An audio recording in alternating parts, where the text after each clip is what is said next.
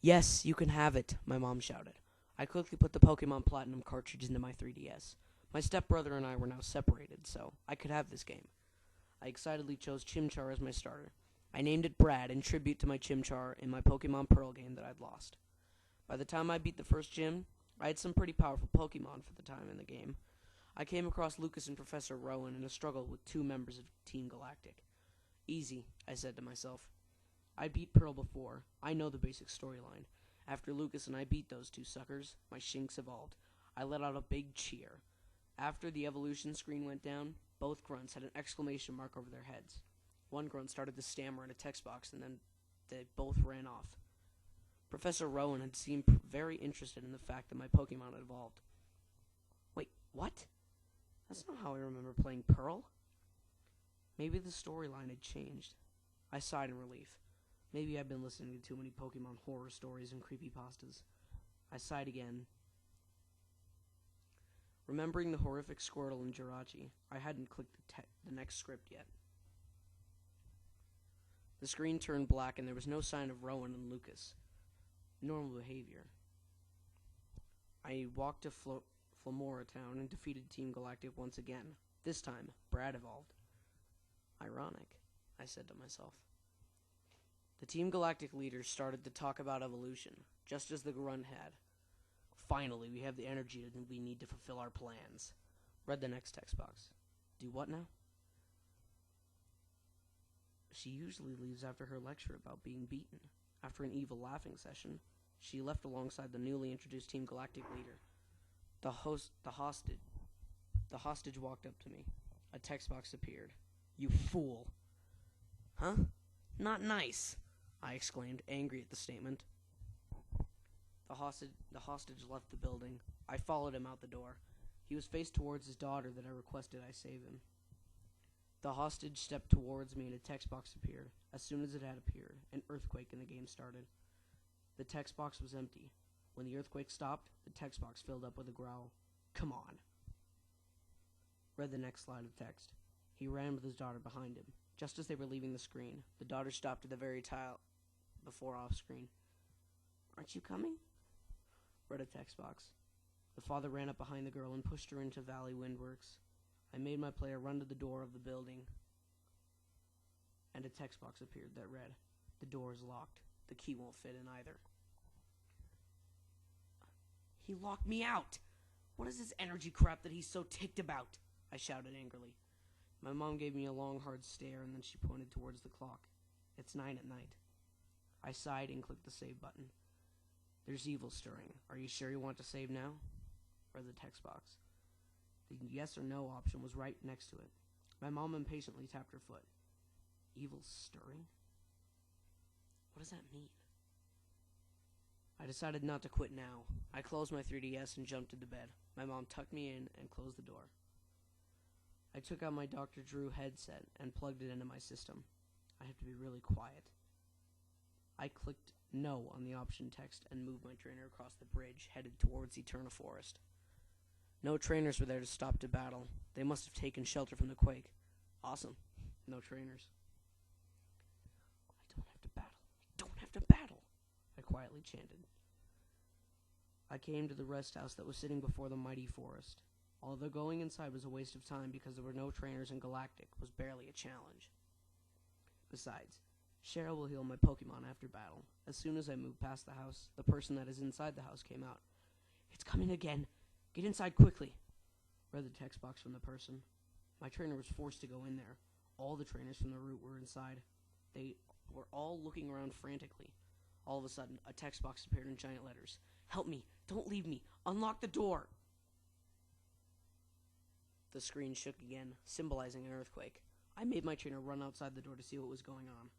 Cheryl's sprite was laying down on the ground, just as the grumpy old man sprite had in the original games. Except she was laying in the center of what appeared to be a pool of blood. I screamed out loud. I quickly hid my 3DS and headset and pretended to be asleep. I heard my mom's footsteps creep into my room. She must have been sleep screaming again, my mom told herself. When she left the room, I quickly opened my system and put on my headset. Sleep scream? Oh yeah, I used to do that. I looked down at my 3DS and saw the horrific image of Cheryl again. I talked to the poor sprite, and a text box appeared that read, "Ow. Chansey, please heal me." Chansey's sprite appeared, and the screen went black. The sound when your Pokemon are being healed played. When the screen turned back on, Cheryl's normal sprite was in place of the blood-stained one. We entered the forest. I was shocked at the sight of the brown, dead forest. Some trees were fallen. A Bonairy sprite lay on its side. Its horrible, weak cries of its HP were red-barred through my speakers. This seems more like Halo. We casually departed at the old house with all the Ghastlies in it.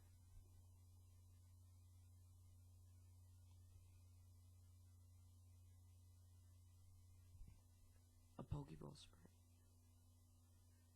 A Pokeball sprite was laying where a fisherman used to be. Obtain the old rod, read the text when I picked up the item. My mouth dropped wide open when that appeared. I quickly moved my trainer to the ruined Eterna City. The trees were dead. Rubble of buildings lie on the ground. The only building standing was the Galactic Building and a little bit of the gym. Holes covered the brown building. The ground was stained with blood. The gym leader slowly emerged from the bottom of the screen. Cough screeched through the headset. The first text box said, "Help me."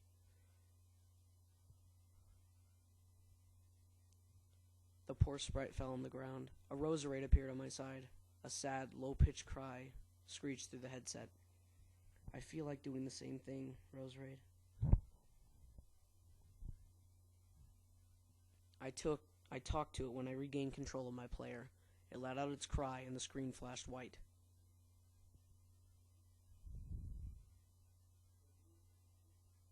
My player jumped back, like in Mystery Dungeon. Roserade ran up to my player, and the battle started.